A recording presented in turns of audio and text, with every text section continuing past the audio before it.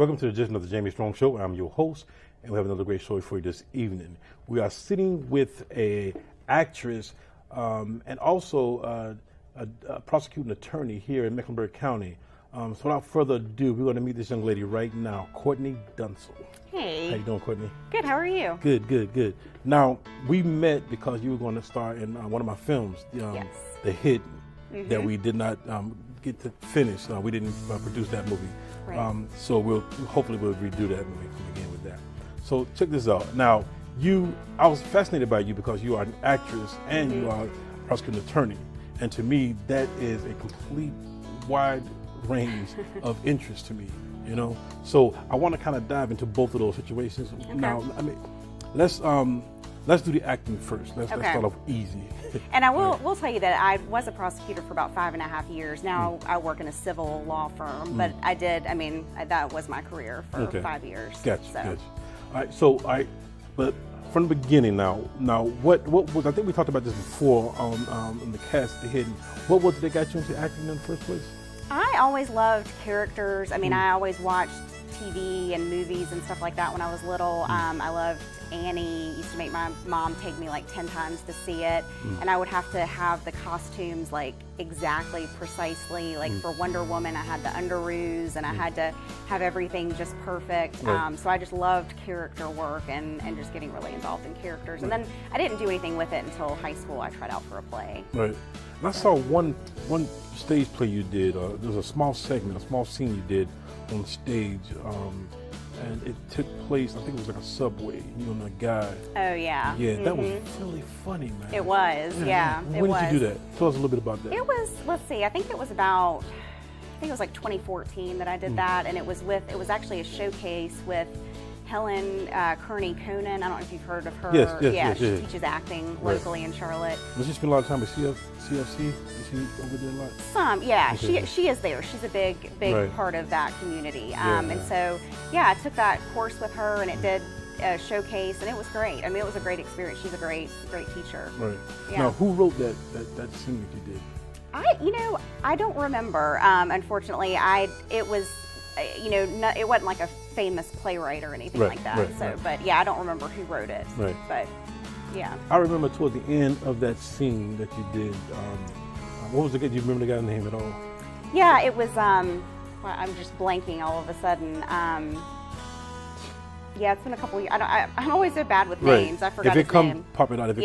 But the scene that you did with this guy, and right at the end of that scene, I wrote a comment when I saw it that was the best timing I've ever saw in my life. Oh, really? Yeah. Okay, well, that's great. Thank you. What is like, wow, that was so funny the way you did it. All right. But do you remember that? Yeah, I do. I mean, it was really hard because I think like when you rehearse lines again and again and again, it's hard to make that sound very natural. Right. Yeah.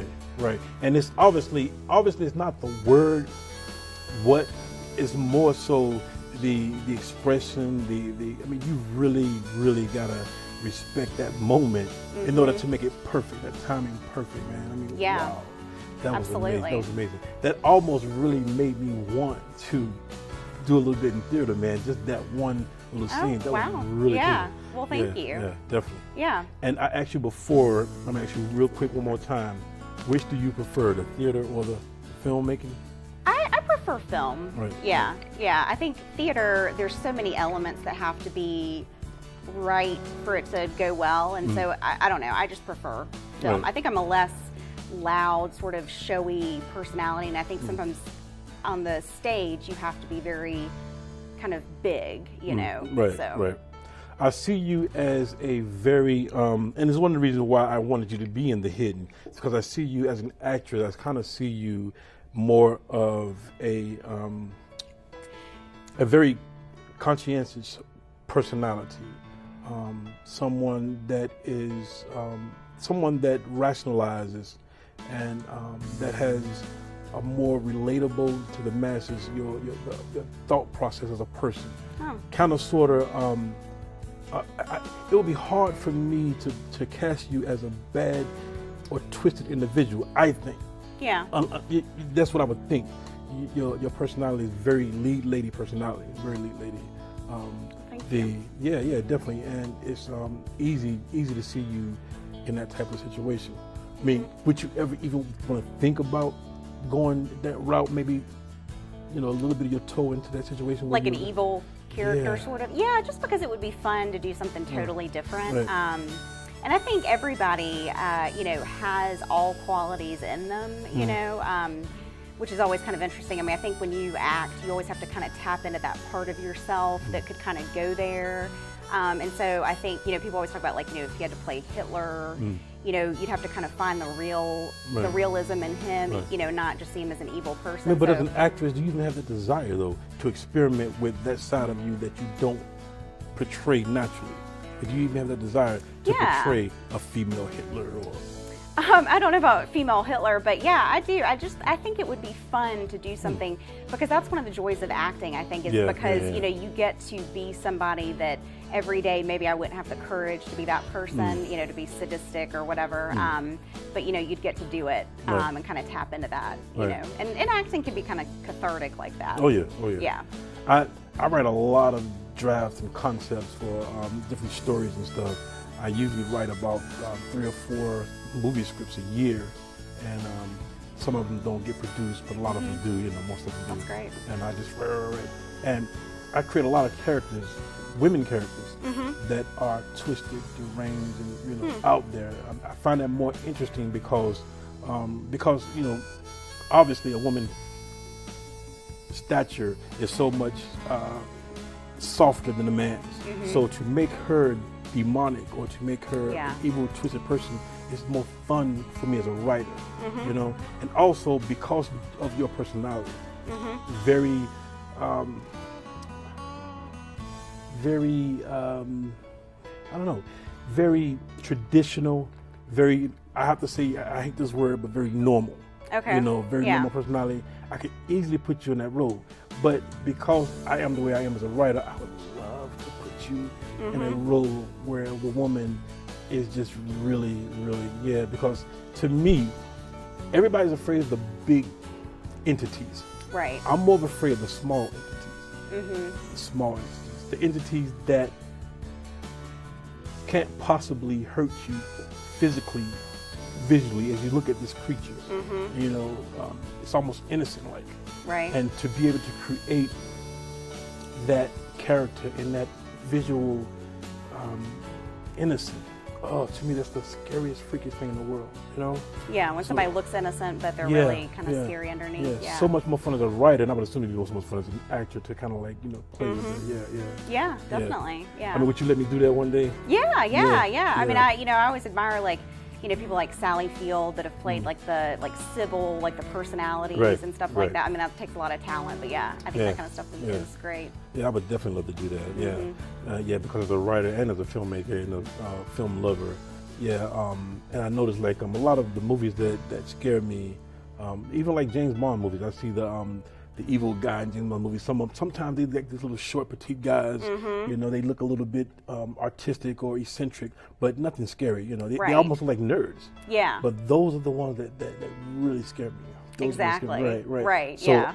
I think that I can transform you because you're so the extreme. You're so normal that I could really have fun portraying you and transforming you into this, psychologically deranged person that is really, really scary. Really I think that would be great. I mean, I'm not afraid. Some people might say like, oh, I don't want to show a side of myself like it's not ladylike or very, prim and proper. And I wouldn't mind. Even if it causes you to have to kind of, if you have those crazy moments or whatever. I mean, that wouldn't bother me. Right. Yeah. So tell us where you're from and tell us a little bit about your family and stuff. Yeah, I'm originally from Eastern North Carolina, Goldsboro. I don't know if you've even heard of it. I've heard of Goldsboro. It's about an hour east of Raleigh. And so I lived there till I was 12, and then our family moved to Raleigh. And that's where I went to high school, graduated, and then I went to Meredith College that's in Raleigh as well. And then after that, I moved up to D.C. But like my mom's from North Carolina. My parents still live in Raleigh now. And your mom and dad's? Yeah, they're Okay. still together, and they live in Raleigh. And my dad's from Morgantown, West Virginia, which is where the college is up there, WVU. So yeah, so pretty. We're from close this area. No siblings? Yeah, I do have one sister. She lives in New York, right outside Manhattan in Wow. Jersey City. Yeah, Do you visit her a lot there? I do. Yeah, I mean, I'm always sad that she's there, but it gives me a great excuse to go Right. to New York. Is she the only one of your family members that's there? Yeah, she is. Really? Yeah, actually, yeah. Or is she married? She just got married actually Really? last summer. So why did she go to New York? I mean, She wanted to do fashion. She's real artistic and wanted to. She kind of started doing like costume design, and now she's worked for a couple. She got into writing, copywriting, and working for Ralph Lauren and Michael Kors and Lord and Taylor and some companies like that. oh, Yeah. I'm impressed, man. Your mom and dad did pretty good. Oh well, thank you. Yeah. They did pretty good. So, so as far as the acting, have you? I know you met Bellamy Young. You told me about her, and I told you I was a great big fan of her. She's one of the reasons why I used to watch Scandal. Yeah. To me, she's the epitome of. She's a great actress, but she's also epitome of what a first lady should be in that sitcom. I mean, that show. I love that character she played, and she's a very, very good looking woman too. She's and she's from the Asheville area. I don't know if you knew I that. didn't know that. Yeah, and I met her, and she's just she is so nice, and she is just gorgeous. I mean, like not a flaw on her face. And she's almost sort of intimidating because she is so nice and so just naturally really pretty. Wow, So wow. yeah. So have you ever worked with anybody famous? Worked with, I feel like in the acting world, there's always people that are kind of known for different things. I did take some classes at this school called NYS3 in Asheville that is no longer operating there. And I took a class with Kelly McGillis from like Top Gun and Witness. Like seen a big couple of episodes 80s of kind of. Witness. Okay. Yeah. So she lives in North Carolina too, and I studied the Meisner technique with a guy named Richard Handy there, and Kelly Hinman, who worked with Sandy Meisner in New York. But I grew up on pop culture, so for me, a lot of times, I'm not really like a celebrity, fiend or whatever, but there's certain ones that I really just admire. And I got to meet Haley Mills. I went to New York. Who is she? She was in The Parent Trap and Pollyanna, kind of like Disney, like Right. 1960s I'm kind of familiar stuff. with Parent Trap, So that was a big treat for me to see her. Right. So. Now, the Parent Trap was one with the Olsen twins, right? Later, that? I think it was Lindsay Lohan. She Okay. did like a remake of it. But this was like a long time ago, like 1960s. Oh, really? Okay. Yeah, I don't know about that one. Yeah. Yeah. Man.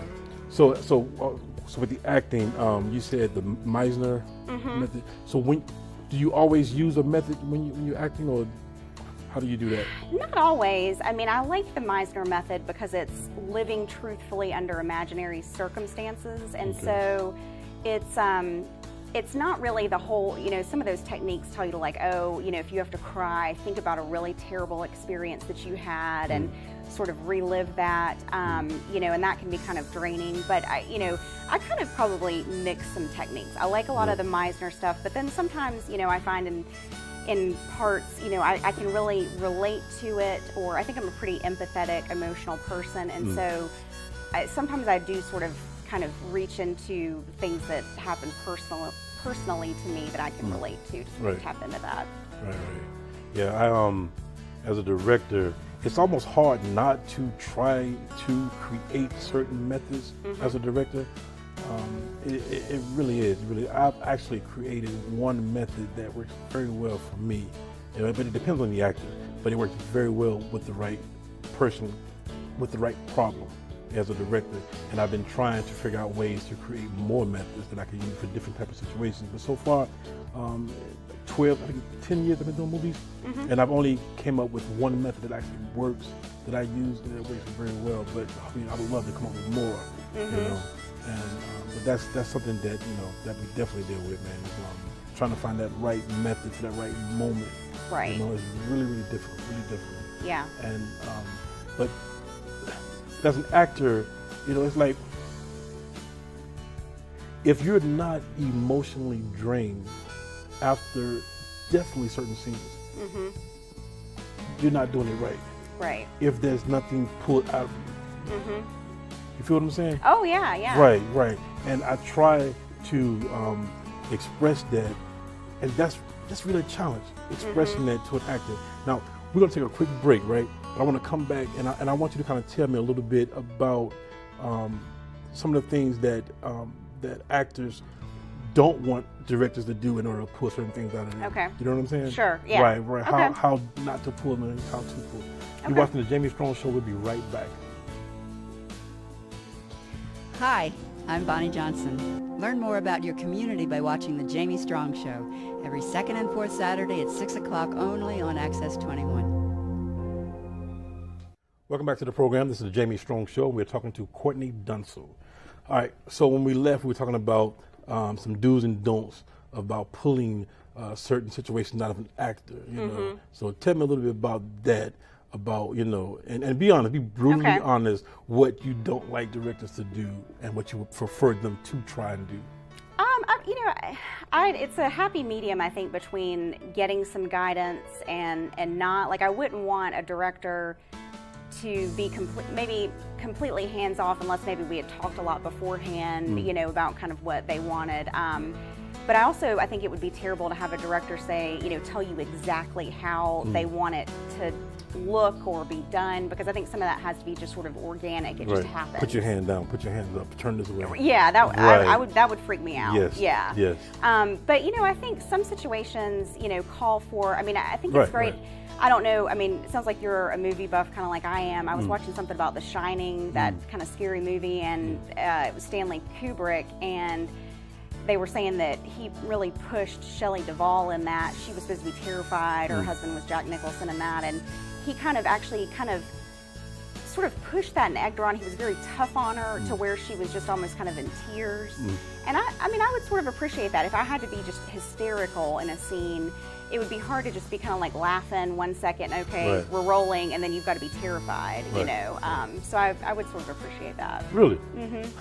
I mean, just because it would sort of get me there a little bit. I mean, not abusive, but you know, yeah. You know, Tippy would kill you for saying that. I think it was Tippy who did Birds with Hitchcock. Oh, yeah, that's she right. She is really pissed with that dude. Yeah. I mean, he was actually throwing birds at her and hitting, and there's real blood in the scene. I mean, she really, listen to her speak, she probably despised that guy, Hitchcock. I don't know, something like that, I mean, maybe with animals, or if it was, you know, like a rat or something, that would probably, But it's really hard to see the line, though, if you're trying to get this actor to reach a certain point, and you really want them angry, you really want them in love, or you really want them, you know, that drastic emotion, you want that powerful emotion. It's hard not to try different things that may irritate that actor, you know. Yeah. So, I mean, because that one, doing a low budget movie, the gold, the GOLD, the gold in that product is going to be the acting. That's going to be that diamond. Right. You know, that what gives it that purpose, that feeling, that life. You know, it's not the cameras, it's not the lighting, which is important. Right. But a great actor can take a really cheesy low budget movie and make it phenomenal. Just because of the way they deliver those lines. Oh, yeah. Right. Yeah. And because I feel that way, I do have a tendency in my heart to really pull, to really pull. But I have to make myself stop, you know. and it's hurt the product. I know this as a director. I know that it does hurt the product when I don't go to that extreme. You know? Okay. Right. Like if you hold back. Yeah. And which I do, and I'm trying to slowly change that and figure out a way to get to that point without being Hitchcock. You know, I don't want to go to that extreme. You know, I don't want you to hate me after we do the movie. Right. It's a great movie, but I can't stand it. You know? Right. Right. So it's very hard as a director. Yeah. It's very hard. It's tough. I mean, I've been in acting classes where I've seen people cry and Right. get up and storm out. I mean, some people are very fragile. I think. Right. I think it depends on the person. Right. Yeah. Yeah. So, do you think that would piss you off if a director really did that? Not to the person, but to the extent to get you really. I mean, would that make you want to work with that person again, or would it be too draining to keep chasing that moment? Would that be too much? I think if we had to do we had to do 400 takes of every scene or something like that, I think that would be really annoying after a while. But I tell you though, I mean, if it really with Stanley Kubrick and The Shining, if it really brought out a great, I mean, if I was so proud of myself and the way it came out, if it took that, I mean, I probably wouldn't mind. Right. I mean, because I would think we could both be proud of that if it, because sometimes I guess it takes what it takes to get you there. Right. So, Okay. yeah. Man, you know what? We got 10 minutes, man. I got some more questions I want to talk about acting, man. Oh my goodness, man. Dang it. All right, so we'll go. I know some people watching the show will be like, no, man, keep talking about the acting. So we'll talk a little bit about. So listen, I remember when orientation in college. I remember looking at certain things that I wanted to do and couldn't make up my mind. Mm-hmm. Everybody I knew would automatically. It was 2 careers everybody would look away from. Mm-hmm. 2 careers. Okay. Right. The first one was definitely doctor. Mm-hmm. And you know what the second one is? Lawyer. Lawyer. Yeah. Too much time, too much work, too hard. So what in God's name? What made you want to do that, man? I have just always really been very analytical. It's kind of funny because I think I'm very creative and I'm also analytical too.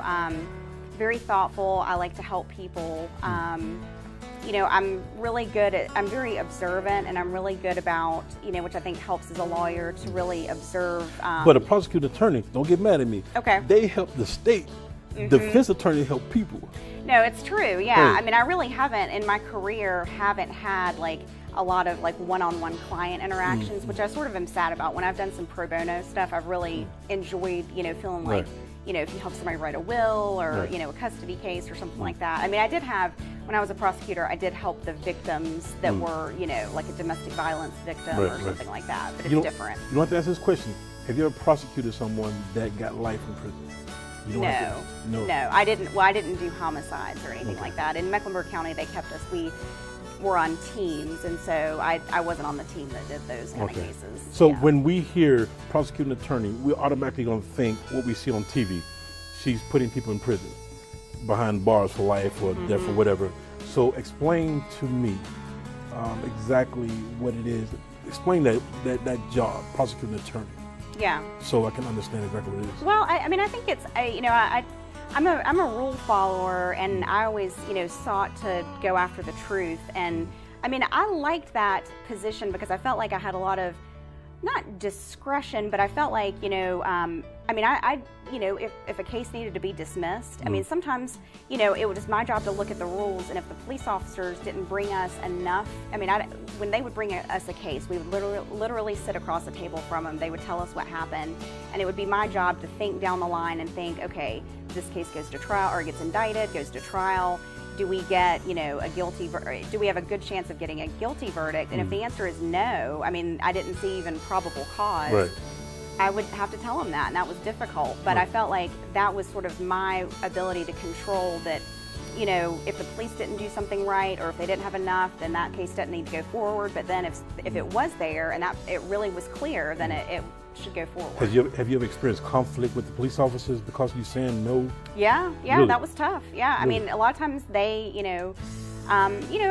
they had worked hard on cases, and they didn't like being told that, no, we're not even going to accept it. I mean, we're not even going to try. Wow. But I mean, what I would sort of share with them is, I mean, the police have a duty, and they do their job great. I have a lot of respect, and I mean, it's very dangerous stuff that they deal with.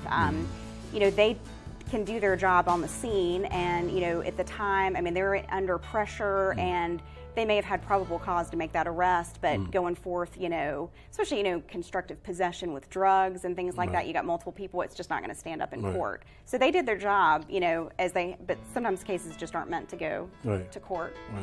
I heard a lawyer she's now a judge saying that when she first entered the courtroom her first day she was told that you're not going to leave this place the way you came, working in this field. Yeah. Do you feel that way? Do you feel like you've changed from the way you felt before you became an attorney? Yeah, I do. I think that job probably more so than others. I mean, now I just sit in an office and, it's very different. I think people don't realize exactly what that experience is like going to the courthouse every day. I mean, you see people that are really, kind of that were at their worst, that, ended up in court. And I mean, it was a slice of life that I feel like I was probably very sheltered growing up, and it's a slice of life that, you think is only in movies and things like that. And it's like, wow, this is every day. I mean, but did it change you for the good or for the bad? I think for both. I mean, I think it really opened my eyes. I think I'm very open-minded to, like, that people, I appreciate the fact that people don't all have the same experience that I do in life. And so, somebody that isn't, involved, grows up in a life of crime or in bad circumstances, whatever, desperate, they don't see life the way I do. And so it's kind of helped me be open-minded. But I will say, I mean, I do think it kind of, it's tough to deal with crimes and stuff like that. You're in court and you hear terrible, especially like those child sex crimes. You get a little hardened and a little desensitized to where, people are using, telling these terrible facts, and you kind of have to just let it roll off you. I mean, whereas normally it would really upset you. I mean, you could cry every day hearing about the things that happen to people, but you have to, kind of blow off some steam, at the end of the day, just to kind of deal with that. So it's tough. I didn't see myself doing it for the rest of my life because it is very intense. Right. So, I mean, I understand you said you wanted to help people. That's what made you kind of go into that field. But what was it that actually made you pick that way to help? Because that's really, really a serious choice, man. Yeah. Because everybody want to be a lawyer, right? But nobody does it. You know what I'm saying? Yeah. So what was it? What was different? Well, sometimes I think I have a little bit of blind courage. I was living in D.C. first of all, and in D.C. a lot of people have law degrees, and it's sort of, not that it's the thing to do, but I knew a lot of people that were doing that, and it seemed like the right choice at the time because I was working for a lobbying firm. But I think I kind of jumped into it, and I've always been one of those people that kind of thinks, oh, I can do anything, and once I got into it, I was like, wow, this is actually kind of difficult, because it's amazing. Law school, you don't even feel like you were in school until you go to law school, because it's just a whole new intensity level. Really? And I was kind of like, but once I start something, I'm not the kind of person to back down. So even though it was difficult, I mean, I went through, finished. And is it as hard as we think it is? It's just, there's a lot of stamina. I mean, I feel like in my job, it's the kind of job where you always have homework, I never get to just completely walk away at 5 o'clock and that's it. You're always researching, a lot of reading. It's just you have to be constantly knowledgeable, because if you're advising people about the law, I mean, you have to know it. You can't just kind of fake it till you make it. Right. All right, check this out. We're gonna keep rolling. We're going to keep rolling. We're going to close out for television and keep rolling for online. So you guys who are watching this on 21, you can see the rest of this online. So just click online on YouTube. You can see the rest of this program. But we're going to keep rolling for now. You're watching the Jamie Strong Show.